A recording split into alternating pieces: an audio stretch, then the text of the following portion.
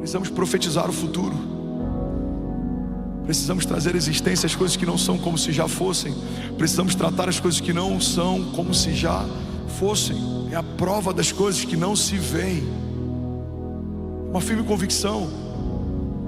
Eu lembro quando questionaram a importância da homologação de um L ponto, e eu falei, a gente vai precisar ter mais de um. Já chegamos nesse lugar. E nem começou. Eu lembro quando a gente pegou um prédio do Kids e a gente falou, cara, tem que ser o prédio inteiro pro Kids. Pastor, não precisa de tanto. Um andar inteiro não dá mais vazão. Já começou. Vamos, alguém comigo aqui? Eu quero que você pegue isso para a sua vida prática, para a tua família, para o teu casamento, para a tua história, para a tua jornada. Para de falar o que você sente. Fale aquilo que Deus está falando.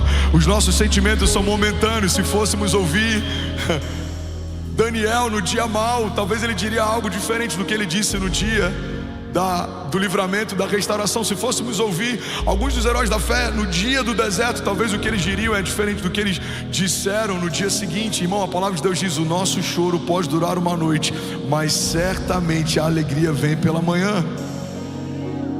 Você concorda que as nossas falas no dia do nosso choro são diferentes da nossa fala no dia do nosso milagre? Então fale como alguém que vive milagre, mesmo enquanto o milagre ainda não está acontecendo. Caminhe como tal, se porte como tal. A Bíblia diz, Filho do homem, esses ossos poderão tornar a viver? E eu respondi, ó soberano Senhor, só tu sabes. Então ele me disse, profetize a esses ossos e diga-lhes, ossos secos, ouçam a palavra do Senhor. Diga, mesmo que eu ande pelo vale da sombra da morte, mal nenhum eu temerei, porque tu, Senhor, estás comigo. A tua vara e o teu cajado me consolam. Diga, eu sei que o Senhor prepara uma mesa para mim na presença dos meus inimigos, e Ele me honra ungindo a minha cabeça com óleo, e o meu cálice faz transbordar. Diga, eu verei a bondade de Deus todos os dias da minha vida.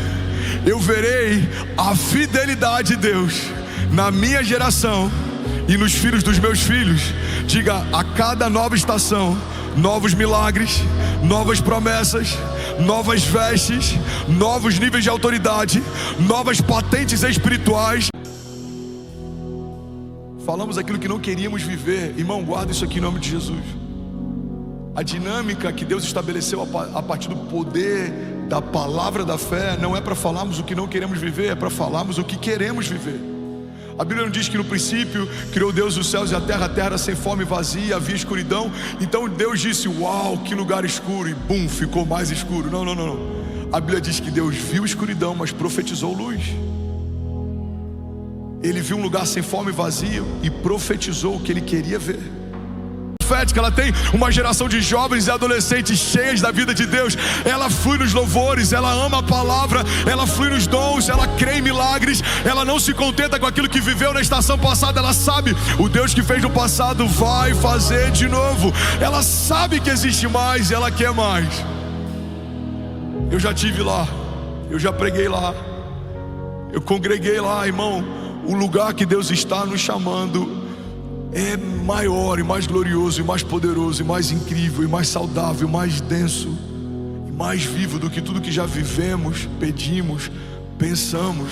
Ela é poderosa, ela liberta cativos, ela quebra cadeias, ela cura enfermos, ela libera destinos, ela ativa promessas, ela libera milagres, ela renova o cansado, ela levanta o abatido, ela livra as famílias que fazem parte do povo de Deus, ela sustenta as promessas que saíram da boca do próprio Deus, ela nos dá direções, ela nos lembra da história, ela nos diz o que não fazer e ela nos mostra para onde estamos indo e o que o Deus espera de nós. Ela é a nossa base de segurança, ela é onde devemos ancorar a nossa alma, ela é a base onde devemos sustentar aquilo que cremos. Se o inferno não está feliz com aquilo que Deus disse a teu respeito, diga então para reclamarem com quem te estabeleceu. Foi ele quem escolheu Davi. O seu pai não escolheria Davi, os seus irmãos não escolheriam Davi.